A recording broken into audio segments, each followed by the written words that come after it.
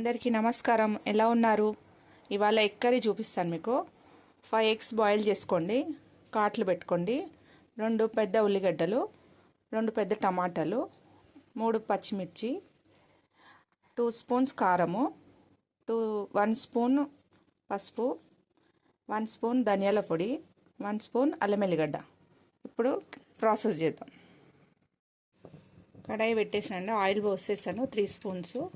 ఎందుకంటే eggs boil చేయాలి కాబట్టి కొంచెం మనకి ఆయిల్ కొంచెం ఎక్కువ పడుతుంది. ఇది ఎగ్స్ ఫ్రై చేసుకునేటప్పుడు కొంచెం జాగ్రత్త అండి. కొంచెం ఇట్లా ఫ్రై అవ్వాలి.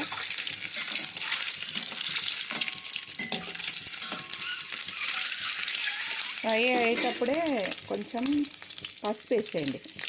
పసుపు వేస్తే కొంచెం కలర్ వస్తే బాగుంటుంది. ఇలా బ్రౌన్ కలర్ వచ్చే వరకు కలర్ వచ్చేసినాక తీసేయండి. తీసేసి పక్కన పెట్టేసుకోండి. ఇదే ఆయిల్లో మనము ఆనియన్స్ వేసేయాలి.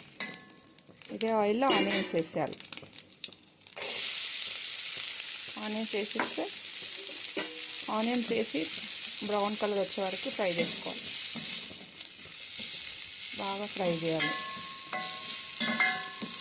బ్రౌన్ కలరు మొత్తం బ్రౌన్ రావాలి. బ్రౌన్ కలర్ అయినాయి ఆనియన్స్. ఇప్పుడు కొంచెం పచ్చిమిర్చి వేసేసి బాగా కలుపుకొని అల్లం ఎల్లిగడ్డ పేస్ట్ వేసేయండి. పసుపు వేసేయండి.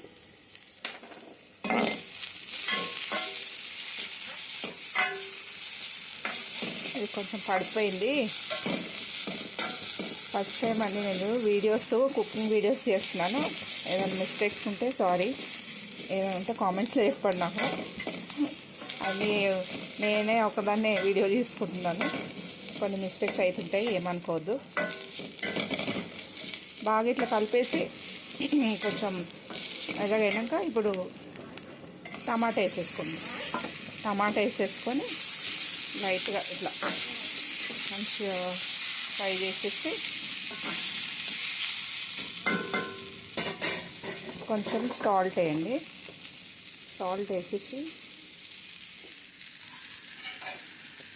మూత పెట్టేసేయండి. ఒక 10 మినిట్స్ అట్లా పెట్టేసేయండి.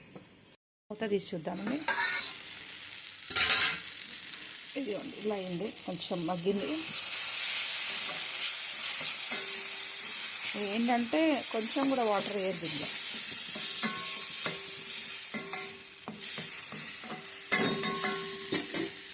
ఇప్పుడు కొంచెం 2 స్పూన్స్ కారం, 2 స్పూన్ ధనియాల పొడి వేసేసి బాగా కలిపేసుకొని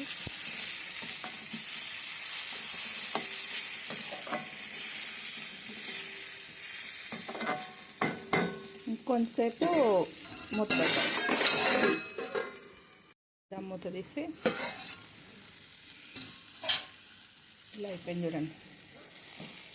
ఇలా అయినాక ఎగ్స్ వేసేయండి. ఇలా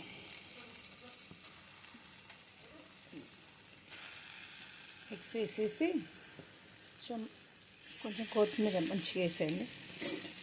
వేసేసి బాగా కలిపేసి మూత పెట్టండి. మళ్ళీ కొంచెంసేపు ఒక 2-3 మినిట్స్ 2 మినిట్స్ పెట్టినా చాలు. వేడి కర్రీ రెడీ అయిపోయింది.